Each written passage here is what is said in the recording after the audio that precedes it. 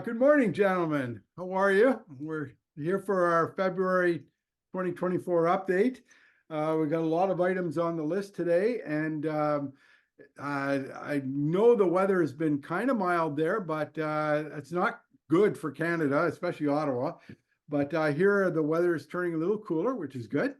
Down here, we've had an on and off winter. Like yesterday, I went out golfing. It was 60 degrees. The north wind was blowing. It was cold. It was cold for us anyway. And today it's 76 degrees, beautiful sunshine. So it is what it is down here. So you have to take what you get. In the weekend, we're getting rain, so I won't be golfing then. Anyway, So Nick Taylor's going to send a big heat wave right up to Canada with all those putts he's making. I looked at the camera. I was telling Tyler beforehand, there was green patches on the course. I mean, that's unusual for this time of year. So anyway, It was 7 degrees on the weekend, John. So we had a nice great temperature. Windows were open at my house. It was awesome, and now it's back down to -10. So well, let's hope we get some winter loot in. I know the merchants in Ottawa would appreciate that. Let's talk, Tyler, first about the Golf League update. What have you got for us? yeah, John, it's still going strong. We're currently in week 10 of our 16-week season. So this week, our league is taking place in the Dominican Republic, another nice warm area. If anyone's traveling, where they're playing the Casa de Campo golf course, which is an amazing golf course, beautiful golf course. Last week we were at Oakdale in Toronto, where the men's Canadian Open was last year. Just a few highlights from last week. So we had Ben Butler finishing first place. So that's his first time finishing first place on one of the golf courses. He did amazing. And also just another little tidbit. The new course record all season long. We have a new course record. Josh Marcotte shot a 65 gross last week as well at Oakdale. So yeah, he's playing amazing. Sim golf, mind you, but still a 65 gross is pretty incredible. Yeah, that is incredible, yeah. Especially for a top ranked course. That's great. But the overall leader still, the force of Neil Sinclair has not been beat yet. So Neil Sinclair overall for the whole season is still in top spot. Oh, very good. Good for Neil. Good for Neil. Yeah, I know you've published a lot of demo days. I think you already had one, but there are several more coming. Perhaps you could talk about that, and I'll put the dates up on the screen so people can see. Yep, John, this week we started with our demo day series, our winter series. We had TaylorMade here on Monday. It was great. We got to test out all their new UI10 woods and irons. I'll tell you one thing, those things are pretty amazing. The balls go long and straight with those clubs. We got a few more demo days coming up. Next Monday, we have Strixon and Cleveland who will be here.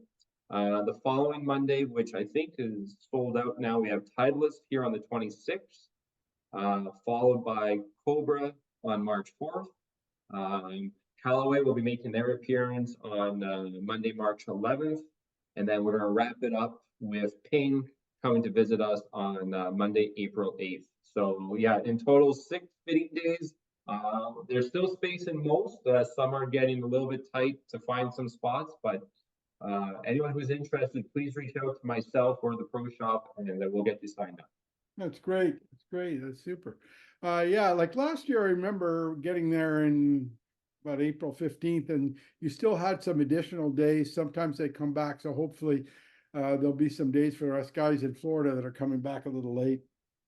If if we don't have a scheduled date, all we need is about 4 or 5 committed members who want to get a fitting with a particular brand, and the reps will come in. They won't come in for 1 or 2, but if we have 4 or 5 people, they'll make the date and come and do the fitting. That's great news. Good news. Look, we had an email, Cam, about an intersectional update, some changes to the intersectional format, which is is might cause a little controversy throughout the region. Maybe you can talk a bit about that. Yeah, that's definitely interesting.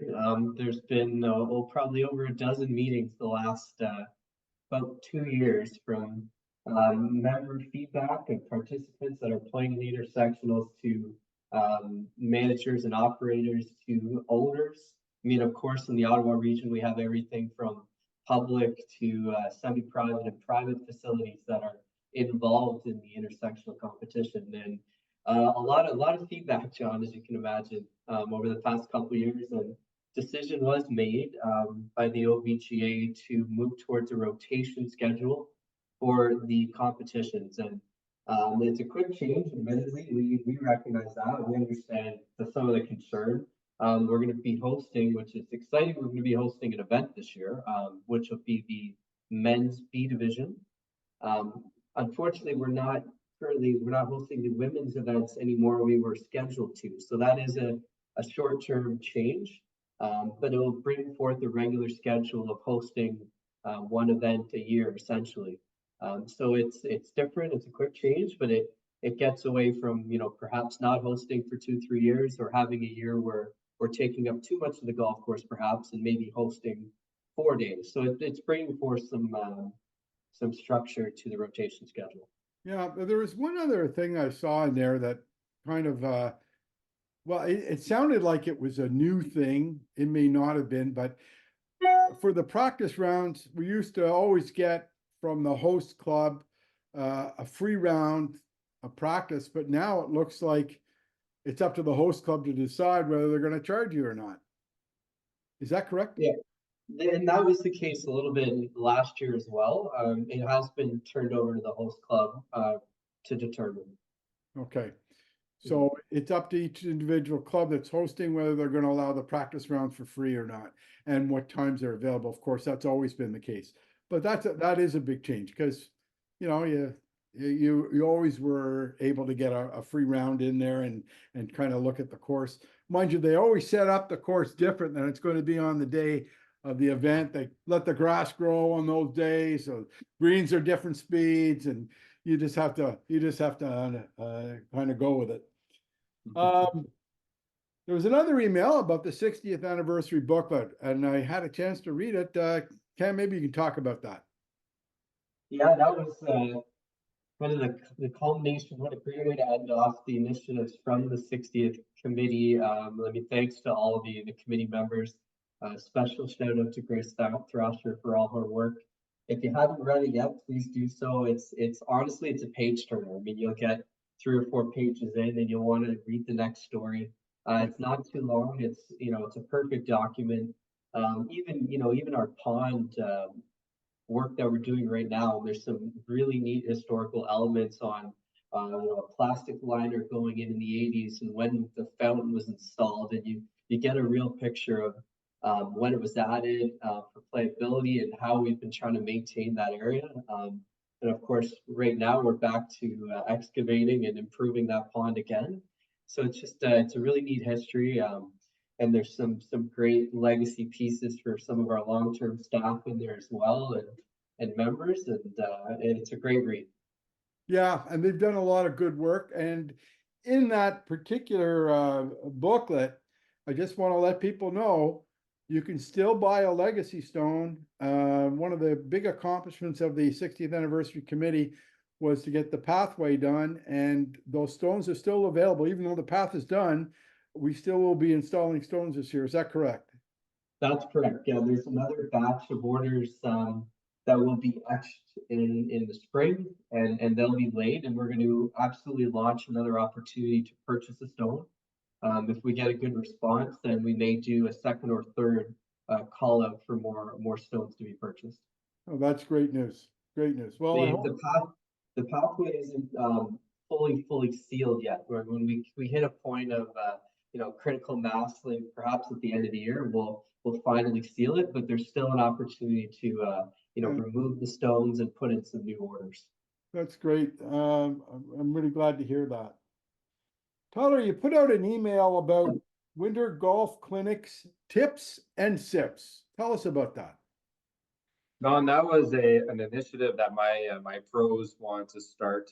So Gary and Fergus and we put together a great program to offer all our members clinics over the winter time. So we started last week with our women's clinics. It went really well. This upcoming week, next week, we'll be starting with our men's clinics.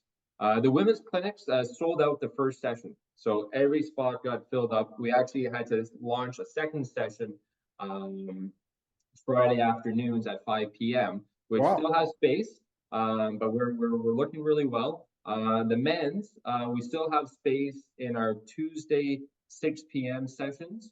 So if people are interested, it is starting on February 20th. It's going to run every Tuesday consecutive for 5 weeks. And we'll be covering all the different topics. So from putting, short game, iron and hybrids, fairway woods, and then finishing off with drivers. So if anyone's interested, let me know, sign up, and we'll get you in there. And the sips part of it is everyone's treated to a nice beverage while you're taking in the clinic information as well. So it is a lot of fun. So anyone who's still interested, there's still space. Reach out to us. We'd love to have you. Just want to know, Tyler, were you part of the tips part of that thing, or were you part of the sips part of when the pros put it together? Well, I won't lie. I might be the one in the corner having a few sips while they're all giving the clinics. No, it's just a great fun atmosphere with maybe a glass of wine or a pint of beer. So it's just trying to keep it casual but fun and informative. That's great. That's good news. Okay, Tyler, I don't want to put you on the spot, but you've done all the demo days. You're doing all the demo days. Just give us a taste from your perspective of what some of the new technology is about. I know we had a response last month that you only went over 2 manufacturers, and there's so many good things coming down the line as there are every year. I already bought my Paradigm. You're not selling me another one, Tyler. Forget it. but what's new for this year? What can we look forward to? John, one thing I love is I think you don't realize you do this, but every time you come over to me, it's Tyler. I hate to put you on the spot, so I think that's my new name, because every time even with the golf shop promotions, Tyler, I want to put you on the spot. Oh yeah, I haven't started on you yet for that yet. Oh, no. It's gonna get. This is a pretty exciting year, and this year, kind of across the board, everyone is talking about MOI. This was a big term used maybe about 10, 12 years ago when they were first starting to make those large, 460-degree CC heads, MOI. We've gone back to that now, because what club manufacturers are able to do is they're making their driver heads so stable that all the missed shots, off the toe, off the heel, these faces aren't twisting anymore. And they actually had a really good example. They had a slow motion video of Nick Taylor just recently hitting shots purposely off the toe of the driver. And in the past, where he would hit and open the face, these faces are so much more stable now. So TaylorMade, with their QI10 series of woods, they've introduced this 10K MOI feature. So has Paint. So Paint has relaunched their G430 model with a new 10K addition to it. So those are the two that are really pushing the MOI. But Cobra has as well. Cobra is their new dark speed. One neat feature with the Cobra driver is the new aerodynamics of the face, of the head. So swinging this club is actually increasing your club head speed. So I believe Cobra's got about 2 to 3 miles an hour faster just with the aerodynamics of the head, which, anytime we can swing faster will lead to more distance. And last but not least is the Callaway. And what Callaway's done is they've also introduced this enormous MOI, but they've tested over, I think they have over 1 million data tests on their new face, just through machine testing and people testing. all over the face. They've pinpointed 14 spots on that face, and each of these spots is increasing the distance that the ball is going on average about 7.5 yards. So everything is going further, everything is more stable. I don't think we've seen a breakthrough like this in many years. So we're pretty excited. Which is really important. If you've had a driver for, let's say, 5 or 6 years, you've lost a lot of yardage, even with your swing. I mean, you're going to gain yardage with one of these new drivers. Is that correct? Yeah, we see, year to year, it could be marginal, the difference that you might be gaining, but certainly after 4 or 5 years, a lot of factors, people's swings do change over time. So, going through the proper fitting, we might find a better shaft for you. We'll find a better head, a better combination of weights, how the setup of the head is all configured. There's so many little things that can change, especially over 5 years. I mean, I go through a fitting, Cameron goes through a fitting, we go through fittings every year just to keep up to date. I could only imagine someone who hasn't been fit in a couple of years, the difference that would make. And luckily, we have a lot of pros to help you at the club. So, hey, by the way, TaylorMade, I think the ones that hired Nick Taylor, is that correct? Was it TaylorMade? They could have saved themselves a lot of money and just hired me because I hit it off the toe all the time. I can do this every time. The only place I can't hit it is off the center. I can hit off the top, I can hit off but I can't hit in the center. But the toe, no problem. Yeah. Save themselves a fortune. Nice. So thanks for that. That was good. That was a very good kind of explanation of what's coming. So people, if you've got these demo days coming, you've heard what you've heard here. It's good. It's good to book some of these and try some of these out so that you can get the right club for your particular swing. Okay.